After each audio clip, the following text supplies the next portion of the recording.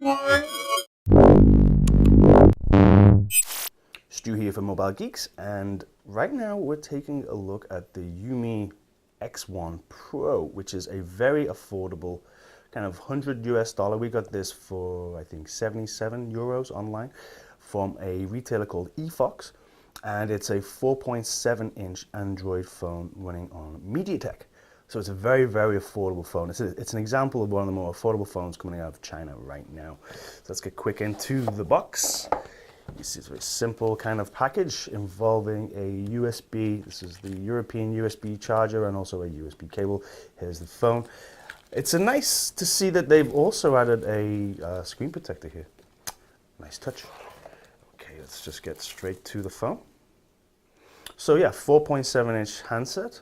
The first thing that strikes me is the finish on the back. It's actually quite attractive. You've got this kind of like pixelated square kind of, these little tiny squares, can you see them? They look quite nice, so it adds a little bit of class to the design. You've got a 5 megapixel camera here, plus an LED flash. Here we've got the X1 logoage. Pro at the bottom says the X1 Pro from UMI. Unusually, we don't actually have the UMI logo here. Controversially, UMI are kind of copying Xiaomi a little bit. If I just quickly show you here, this UMI logo on the screen lock, you can kind of see that it very much borrows from the Xiaomi logo. They're very similar indeed. Anyway, I'm not sure what kind of shenanigans are going on there. The companies are not connected, but UMI is a reasonably significant player in China. So, okay, Android 4.2.2, running on MediaTek the MT6582, which is a 1.3 gigahertz processor backed by 1 gigabyte of RAM. The screen is quite impressive. It's a 720p, so 1280 by 720. It's an IPS LED, and as you can see, it looks really nice. You see the viewing angles are actually very impressive. In terms of design and build quality, actually the device feels very good and solid in the hand. You've got a power button here on the side. The camera sticks up a little bit, which is not something I'm overly keen on, because it kind of means that there's more contact with the camera when it's touching the table when you put it down. But yeah, I think having the volume rocker here on the left side is okay. You've got a power button here. Slightly unusually, you have the USB and headphone socket and jack at the top here, which is slightly odd. You've also got hardware buttons here, which helps us to navigate around Android 4.2. But I think, yeah, straight away the display is definitely one of the highlights of this device. It's not heavy. It's, what, 156 grams? So it's not the lightest, it's not the heaviest. And it's 9.3 millimeters thick. So I think the two things that I would say straight away, having used this phone for best part of a week, is that the display is really pretty good quality. The only time it kind of struggles is in very bright light situations, but even then it still tends to do quite well. We can go in here, we can look at our brightness settings, just to make sure we have our brightness on full right now. Oh, so no, we can go a bit further. There you go. So as you can see, it's actually pretty decent. Let's just zoom in on this guy. Yeah, you can see that that's, I mean, it's not quite on the quality that we've seen on the high-end Samsung and Sony devices and their screens, but, you know, it's really quite astounding just how good the quality is in this screen for the price of it. Definitely one of the highlights of the device. So how does the UMI X1 Pro shape up in terms of raw performance? Well, we ran a bunch of benchmarks, and as we kind of expected, actually, the MediaTek chip is the MT6582. It's a quad core, it's not the octa core, and it's some way off the octa core performance, and it's also a long way off what we're seeing with the high-end Snapdragon processors from Qualcomm. But having said that, Android 4.2 Jelly Bean runs really quite slickly and without too many issues. Although, every once in a while, if we just have a look at some of these transitions, you can see here we're in the this is our app drawer. Here we have our widgets. Let's go back.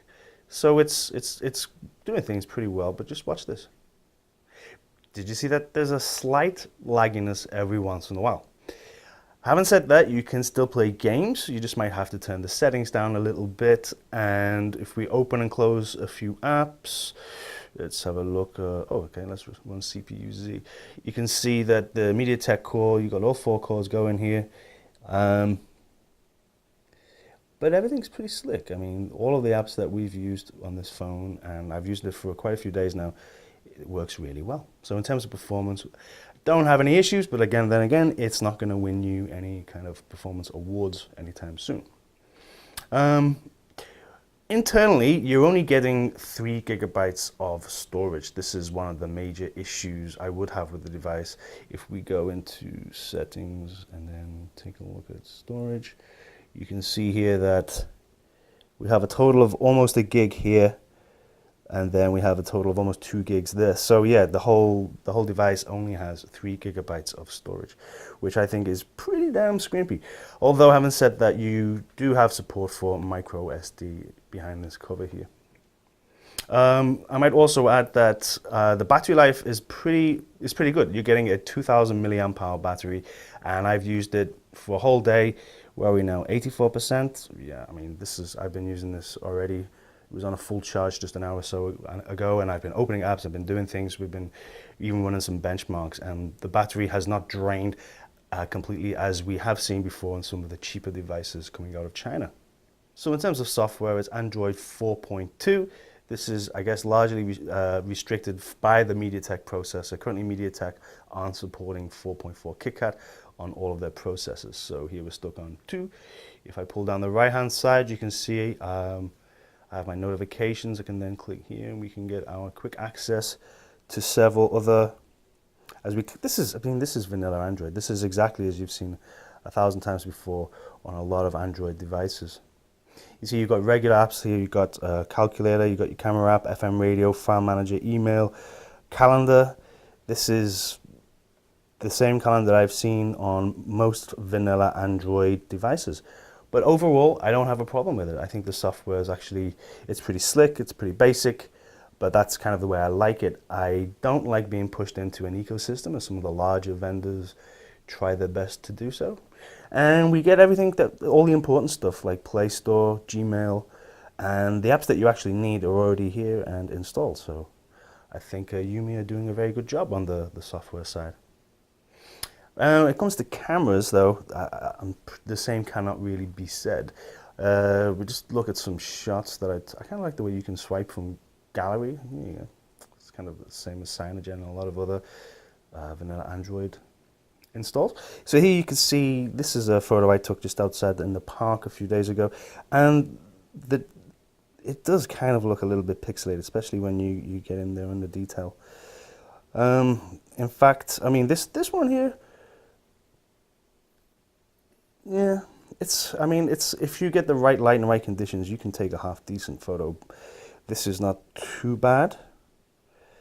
Again, this was a nice bright sunny day, so perhaps that makes the job for the camera a little bit easier. Here you can see that it's just kind of washed out. This is not going well at all. And when it comes to the selfie cam, let's have a look. We did take, oh, there's me. You can see that this handsome fella here is getting to the details. Yeah, there's hardly any definition there. It's just a blur. So yeah, 5 megapixel on the back is borderline useful, I guess. The LED is not very, the flash here is not very strong. But to be honest, the selfie camera right here, which is a 0.3 megapixel, is next to useless. I mean, I just would never, I used it a few times and I'm thinking that reminds me of how cameras used to be back in the day on phones. I just wouldn't bother with it, and it kind of makes me think, you know, if you're really trying to save on money, why don't you just skip this? Yeah. Okay, let's look at audio performance. So, let me play a song here. Wow, boom. Okay, that is full blast. But yeah, it has some kick. It definitely has some teeth. And this is all coming from this speaker placed right down here at the bottom. It's not bad at all. I mean, it's not bassy.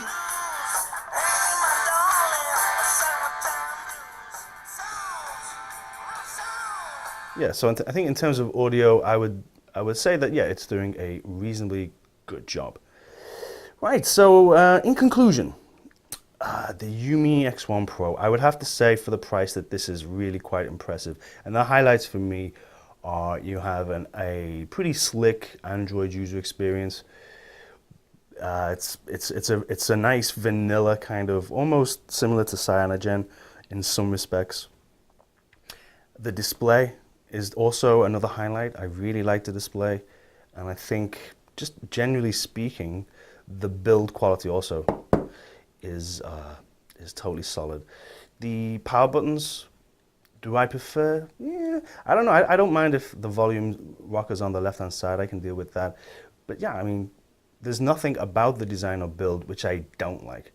There's nothing here which is going to put me off and say, oh, why did they do that? No, I think everything's in a place that I can accept. And in general, 156 grams, it feels pretty good in the hand. It feels solidly built.